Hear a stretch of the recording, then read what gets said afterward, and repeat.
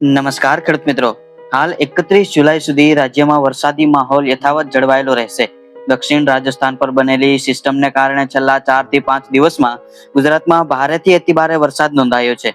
જોકે દાહોદ, દેવભૂમિ દ્વારકા અને પોરબંદર તેમજ કચ્છના પશ્ચિમ વિસ્તારોમાં હજુ સુધીની સરખામણી પ્રમાણે વરસાદ ઓછો થયો છે, જ્યારે બાકીના સમગ્ર ગુજરાતમાં ઓલ ઓવર સારો વરસાદ રહ્યો છે. હાલ જૂની સિસ્ટમ નબળી પડી છે, પરંતુ મોન્સૂન ટ્રફ પોઝિટિવ હોવાથી સૌરાષ્ટ્ર, મધ્ય ગુજરાત અને દક્ષિણ ગુજરાતમાં હળવાથી મધ્યમ વરસાદની છૂટી છવાઈ આગાહી ચાલુ રહેશે. 31 જુલાઈથી 4 ઓગસ્ટમાં ભારેથી અતિભારે વરસાદનો એક મોટો રાઉન્ડ આવી શકે છે. હવે ખેડૂત મિત્રો માટે મહત્વના સમાચાર એ છે કે 31 જુલાઈથી 4 ઓગસ્ટ દરમિયાન ગુજરાતમાં વરસાદનો એક નવો અને ધમાકેદાર રાઉન્ડ આવી રહ્યો છે.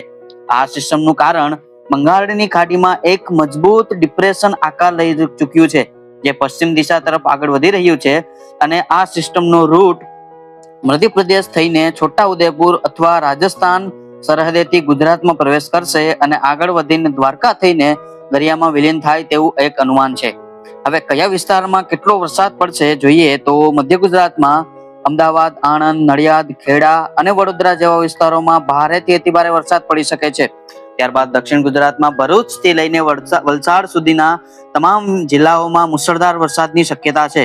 સૌરાષ્ટ્રમાં જોઈએ તો રાજકોટ, બોટાદ, મોરબી, સુરેન્દ્રનગર, ભાવનગર, અમરેલી, ગીર સોમનાથ અને જુનાગઢ જિલ્લામાં ધોધમાર વરસાદ નોંધાશે. પશ્ચિમ સૌરાષ્ટ્રને રાહત છે, કારણ કે અત્યાર સુધી જ્યાં ઓછો વરસાદ હતો તેવા પોરબંદર, દ્વારકા અને જામનગરમાં 5 ઇંચ કે તેથી વધુ વરસાદ પડવાની પૂરી શક્યતા છે.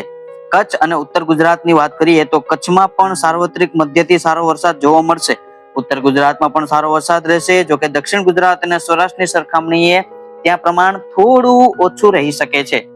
ખેતી અને હવામાન સંબંધિત આવી જ સચોટ માહિતી માટે આ વિડીયોને લાઈક કરો, તમારા ખેડૂત મિત્રો સાથે શેર કરો અને કોમેન્ટમાં તમારા વિસ્તારના નામ જરૂર જણાવજો. અને અમારી ચેનલ ખેડૂતીનો વારસોને જરૂર સબસ્ક્રાઇબ કરજો.